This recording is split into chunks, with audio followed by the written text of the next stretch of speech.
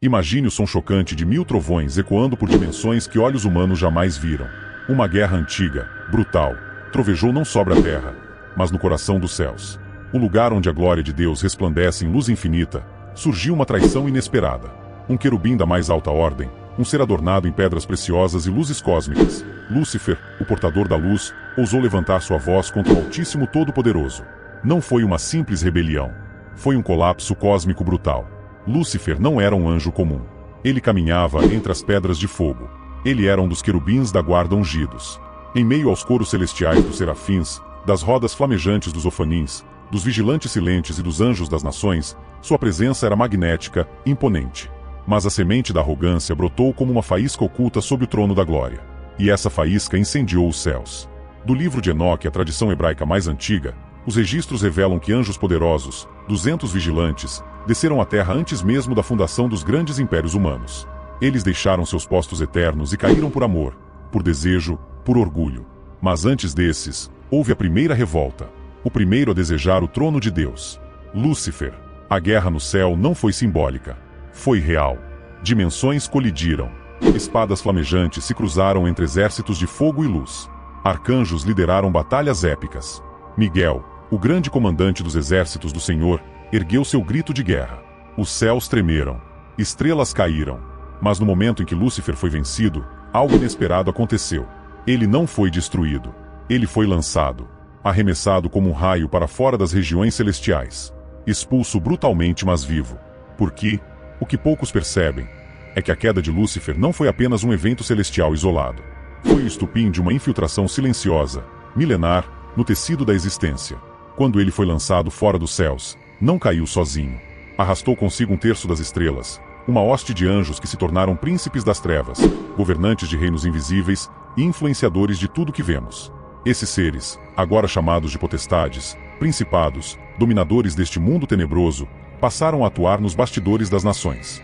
Enquanto homens viam impérios subirem e caírem, reis sendo coroados e assassinados, religiões sendo criadas e destruídas, o mundo espiritual movimentava as peças no tabuleiro da história. No Egito Antigo, deuses como Ra, Osíris e Ísis não eram apenas invenções.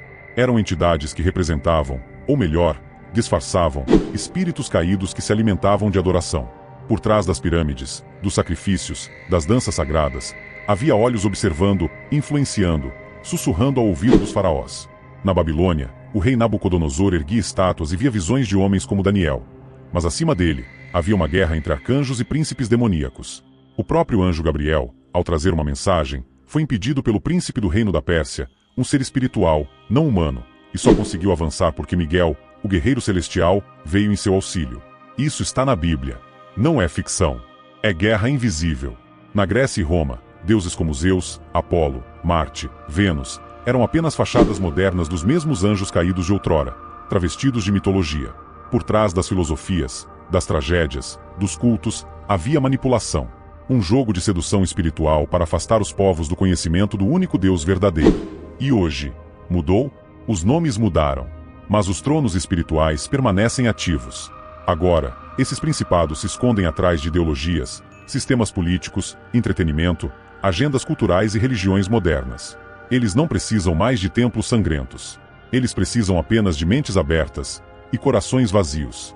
Por trás de guerras entre nações, decisões em salas de poder, alianças secretas, ainda movimentação de forças invisíveis. Reis antigos consultavam feiticeiros e magos. Hoje, governantes modernos se dobram a interesses ocultos. A religião virou palco. A política, ferramenta. A cultura, canal de adoração disfarçada. Mas tudo converge. Tudo se move para um clímax. Um tempo profetizado, onde o caos será tão grande, que o mundo aceitará um líder global como resposta. E por trás dele, estará aquele mesmo espírito, o antigo dragão.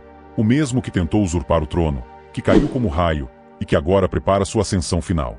O que está em jogo não é política. Não é dinheiro. Não é fama.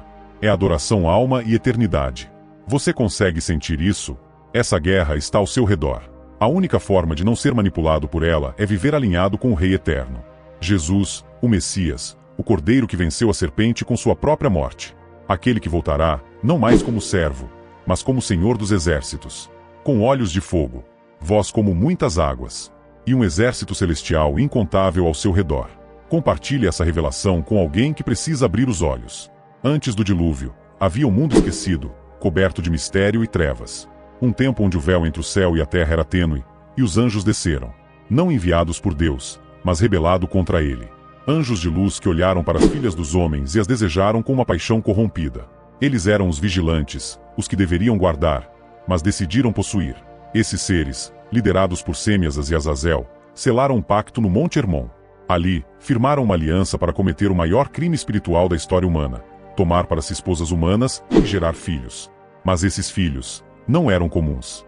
Eles eram os Nefilins, gigantes, titãs, híbridos, criaturas deformadas espiritualmente, amaldiçoadas pela própria existência. Seus corpos eram feitos de carne, mas suas almas carregavam o caos do abismo. Eles eram inteligentes, fortes, sedentos, com uma fome insaciável por poder e por sangue. Eles ensinaram aos homens segredos proibidos: metalurgia bélica, feitiçaria, manipulação genética, cosméticos para sedução, estratégias de dominação. E o mundo mergulhou na escuridão. A terra estava corrompida e cheia de violência. Mas o que poucos imaginam é a dor dos homens comuns. Maridos, pais, guerreiros, homens que viram suas esposas sendo seduzidas por criaturas de luz, que agora eram sombras. Como lutar contra algo que não pode ser morto com espada? Como proteger sua casa, quando o inimigo vem do céu? Eles tentaram. Alguns foram destruídos. Outros enlouqueceram. Mas um homem caminhava com Deus. Seu nome era Enoque. Ele via além da carne. Seus olhos foram abertos. Ele viu os portais antigos. Viu o mundo espiritual pulsando sobre as nações. Viu os nefilins oprimindo tribos inteiras. Viu cidades erguidas com sacrifícios de sangue. E viu também o decreto divino, a sentença que viria, o dilúvio. Mas antes disso, Enoque foi levado, transladado. Não provou a morte, porque Deus o tomou. E a ele foram revelados os mistérios ocultos. Ele escreveu, ele alertou, ele profetizou a vinda de um juiz que destruiria os ímpios com fogo eterno. Enoque confrontou os anjos caídos. Andou entre os portões da eternidade. Ouviu as vozes dos tronos. Viu os rios de fogo. Conversou com os santos anjos. Viu o trono do Altíssimo. E enquanto isso, os nefilins continuavam seus reinados de terror. Eles devoravam tudo, até a carne uns dos outros. A terra clamava por justiça. O sangue dos inocentes enchia os céus com gritos silenciosos. E então, as águas vieram. Mas mesmo depois da destruição, mesmo após o dilúvio cobrir os montes, o espírito dos nefilins não descansou. Seus corpos foram destruídos, mas suas almas, aprisionadas entre mundos, tornaram-se os demônios errantes. Espíritos imundos que vagam pela terra em busca de corpos. Eles não pertencem ao céu, nem à terra. São os bastardos da criação. E hoje, você acha que isso tudo ficou no passado? Esses mesmos espíritos operam nos bastidores.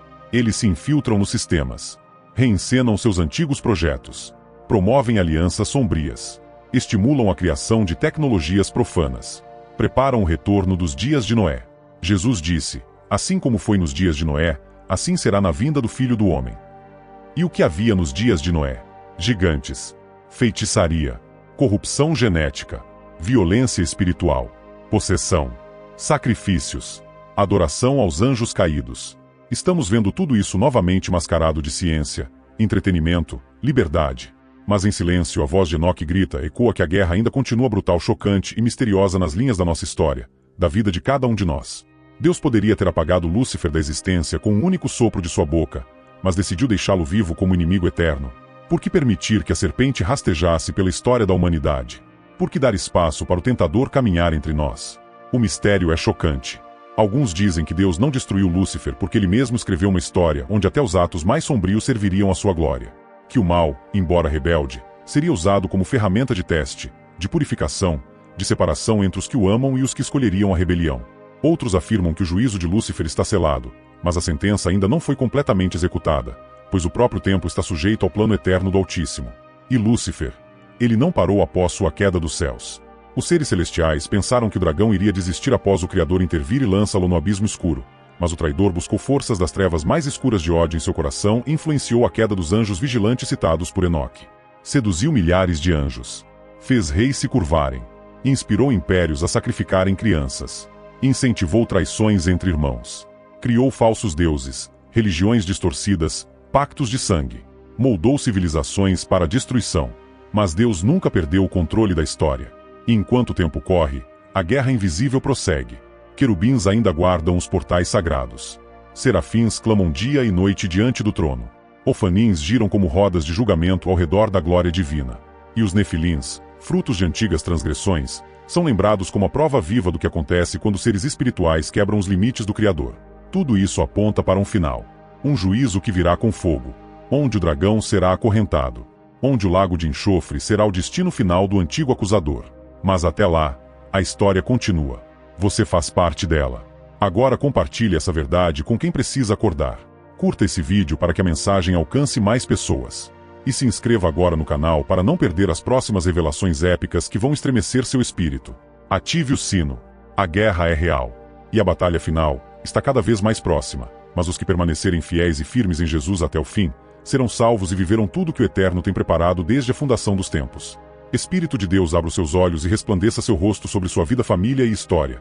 Que a bênção do Senhor seja contigo por onde quer que andares e os anjos de fogo do Senhor Deus Todo-Poderoso estejam ao seu redor, te cercando do amor, da luz, da graça, do poder de Deus, nosso Pai, Libertador, nosso Rei Eterno. Um dia o veremos face a face como Moisés o contemplou no mais alto reluzir de sua glória eterna e infinita. Filho, eu quero você nos céus comigo. Se arrependa dos seus pecados e viva uma nova vida agora em meu poder. Eu, o Senhor, falei.